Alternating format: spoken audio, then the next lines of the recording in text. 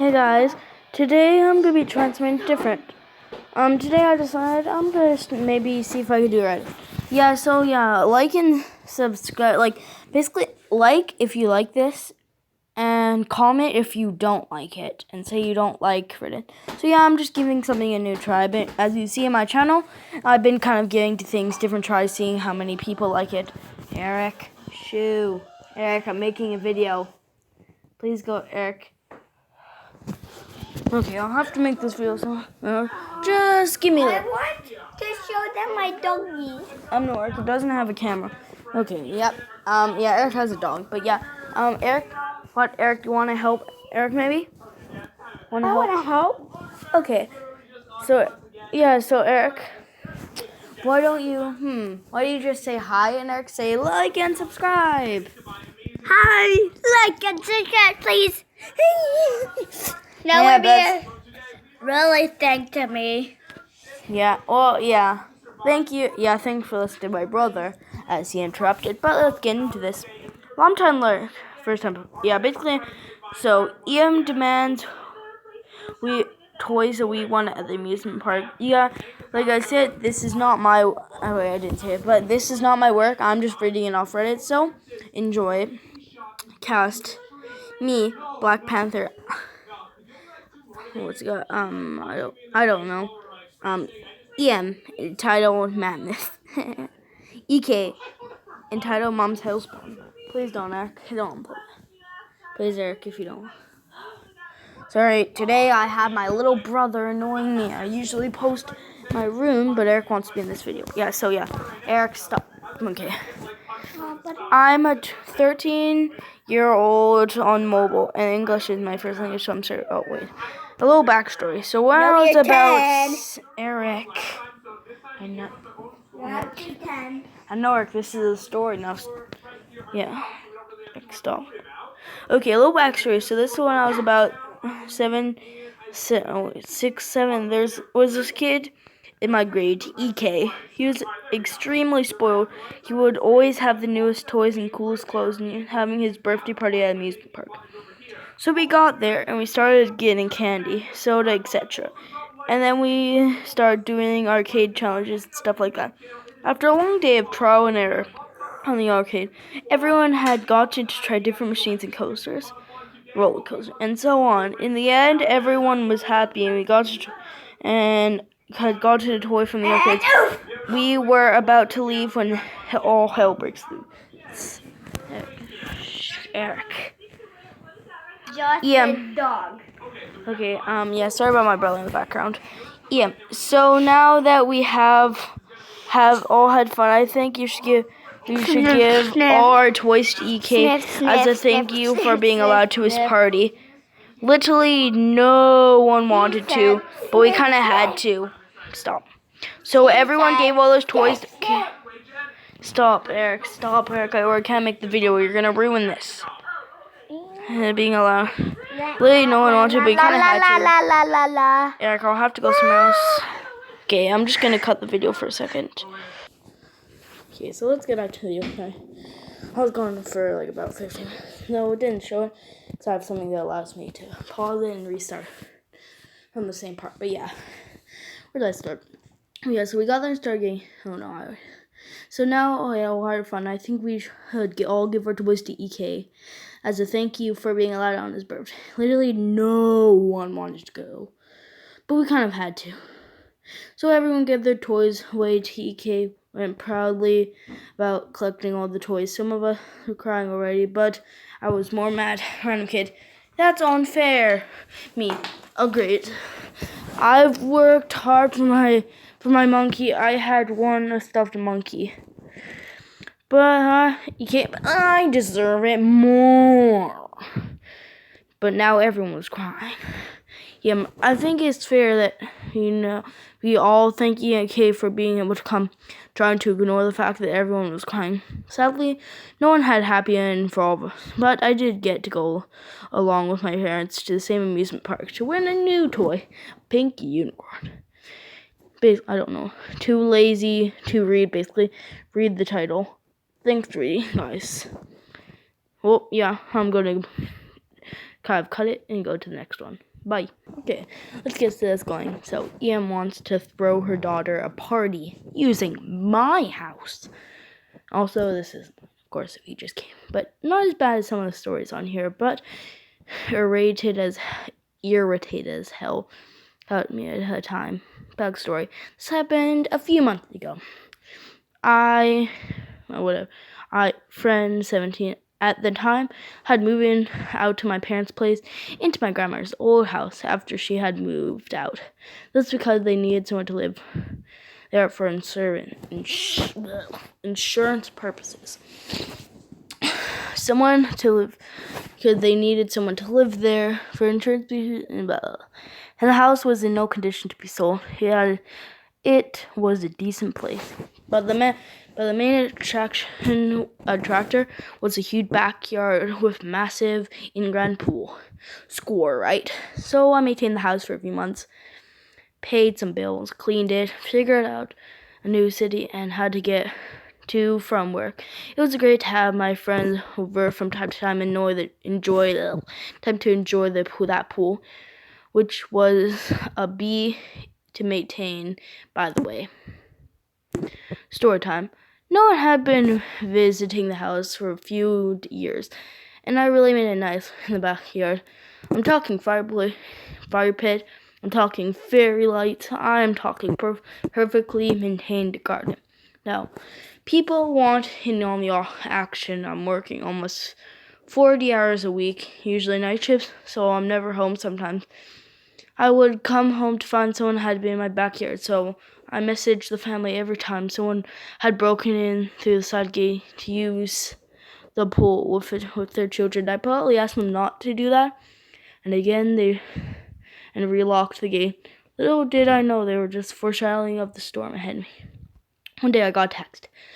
Not to me personally, but my entire extended family. The text details my cousin's birthday party and how everyone is invited to celebrate at, you guessed it, my house. This birthday falls on a day I've been working over 8 hours, way past midnight, and I'm not too pleased with the idea of everyone being in that house while I'm not there, especially since my family has a history of going through my personal possessions.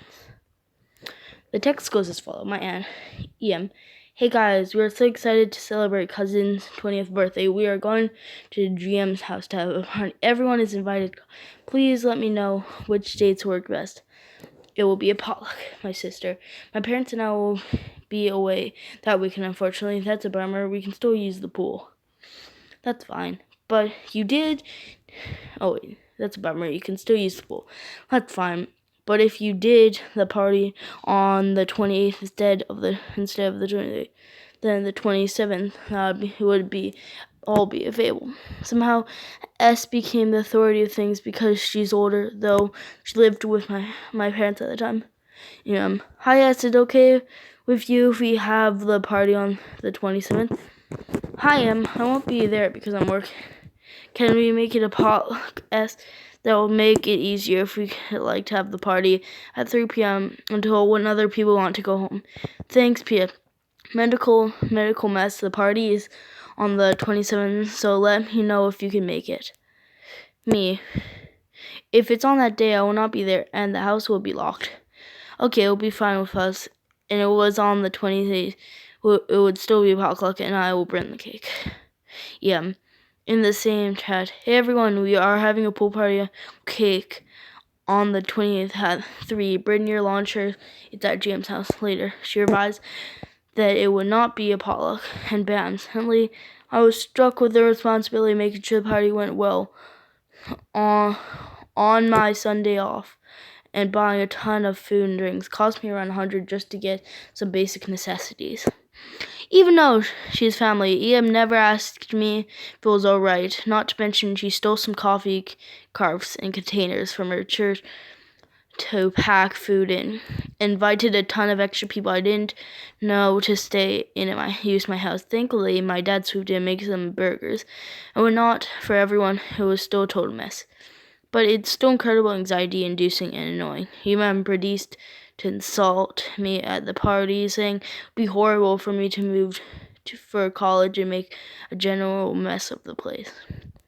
To you, Emma used my house for her daughter's party and did ask me, make it excruciating as possible.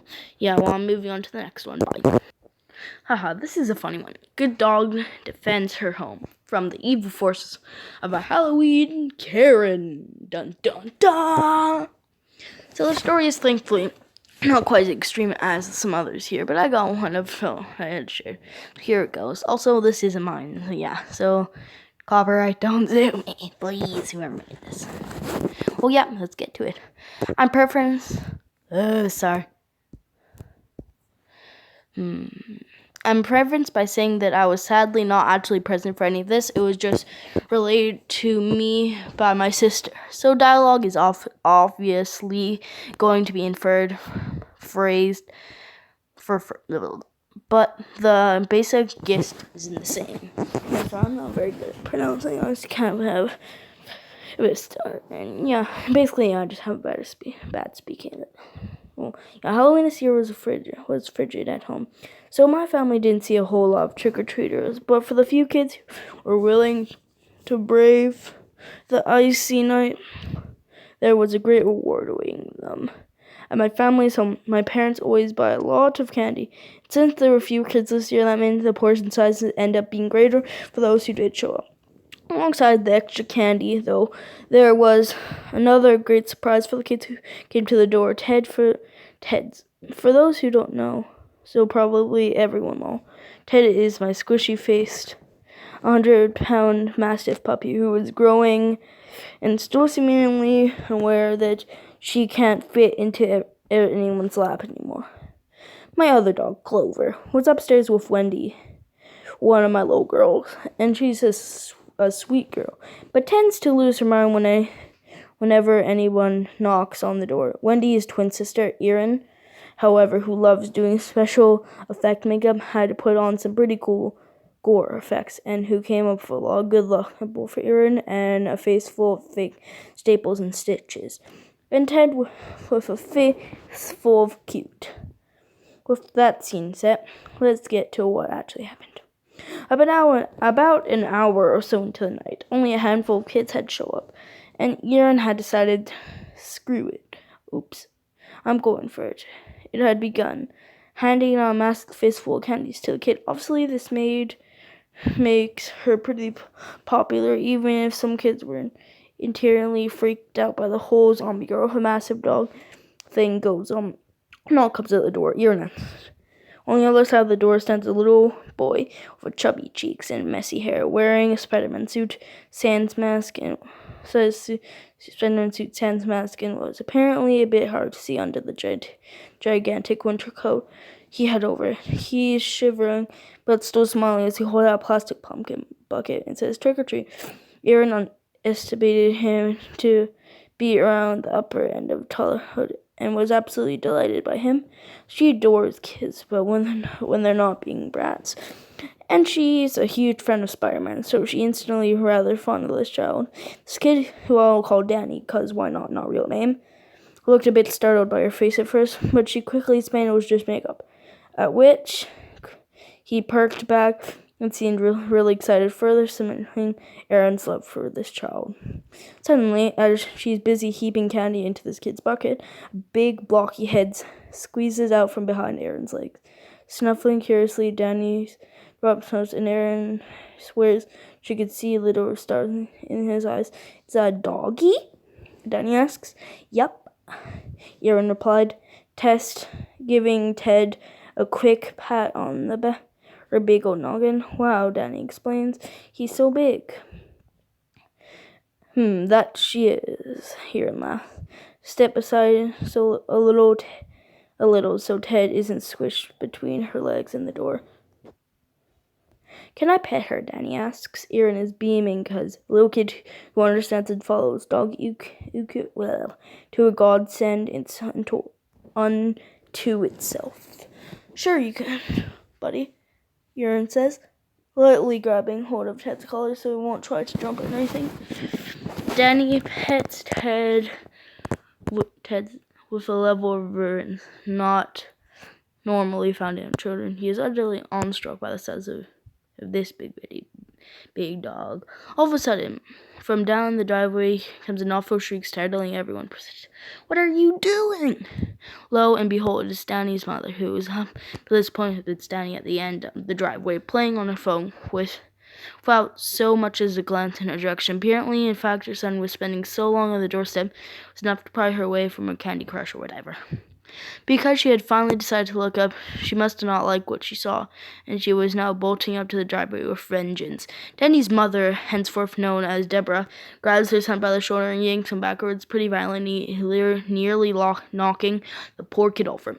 Ted's being a guard dog is naturally put off by having this thing come charging loudly towards her house and her pew. She squares her muscly shoulders, settles her fist paws firmly on the ground, draws herself up, and lets out a jaw flapping woof, basically. But now would probably be a good time to mention that Tidrillon, the tax evader, has a very powerful bark. It's deep, resonating, and absolutely, basically poop your pants, terrifying if you aren't expecting it. When the dog barks, the earth beneath her trembles. Deborah shrieks in fear, darting back. Danny seems startled first again, then starts clapping his little toddler hands in obvious delight. Good kid. What is that thing? Deborah screams, yelling away in combination of terror and recognition. A dog. It implies not all play. I may have accidentally rubbed my take no poo, give no poo attitude onto her. Oops. What, Deborah yells, but it's huge. Dogs aren't supposed to be that big. Good ones are, Aaron said blandly. She has always been of the real Ronald Swanson opinion on dogs, as have I, though I have met plenty of little dogs that I've liked. Why were you letting it near my dog? Dogs that size should be anywhere near my child. You should know better, Deborah snapped. It could have eaten him. In all fairness, Ted's was probably twice the size of the kid, easily, but that was still obvious, a stupid thing to say. Nah, he already has his dinner tonight. Erin replied, she's not hungry. Deborah opens her mouth to retort, but then does a double take, her expression twisting back in horror. What's wrong with your face? She explains. It's okay, Ma. Danny pipes up before Erin can say anything. She's not really hurt. It's just makeup. Erin says he's mispronounced it. Are you out of your mind? Why would you be answering the door for children when you look like that? Deborah demands, ignoring her son entirely. Oh, I don't know. Maybe because it's Halloween, Erin drawls. Now listen here, you. Deborah points a finger towards Erin. He goes to take a step for her when she is stopped by another earth-rattling bark from Ted. The harpy hopes and darts back again. Ugh. Ah! Whatever. Deborah screams, what is wrong with you? Can't you control that thing? Well, first off, she's a guard dog. You came at me yelling, so of course she got antsy. Erin implies. Deborah opens her mouth to argue, but Erin doesn't give her a chance. And second off, she is still a puppy, and we're still working on some of these things. That, not a puppy, Deborah says, obviously shaken. Don't lie to me, that's way too big to be a puppy. Nope, puppy, Erin. She's gonna get you even bigger, too. It's going to get bigger. All color has drained from Deborah's face. All color has also drained from Danny's. But that's because it's it's cold outside, and this poor child has been stuck standing there where his mother yells at the teenage girl. Yep, Erin replies, popping the P sound with an evil grin on her face. Maybe another 50 pounds or so, if she takes after her dad. Come on, Danny, Deborah says. Suddenly in a huge hurry. We're leaving. She seizes Danny's arms and begins to walk away. Bye, miss. Bye, big doggy, Danny says, waving his little toddler hand happily at the two of them, seeming completely unfazed by his mother's behavior. Bye, Erin says, waving back, Happy Halloween. Then she closed the door because, again, it was cold, and watched them leave. When Deborah glanced back at her soldier, Erin grinned ominously at her and waved, nearly bursting in but basically laughed at the speed of which the woman whipped her head back around at the sight. Erin said she hopes Danny turns out all right, and that she kind of hopes she runs into Deborah again, if only so she could terrorize this hoe with our giant child-eating dog a little more. Ted was given many a treat that night. Cute, but basically lazy. Adorable childlikes are absolute unit of a dog. His heartbeat of a mom tries to start something only to get frightened off by said unit. Also, yeah, I guess that's gonna be it. Yep. Well, see you later, guys. I'm out.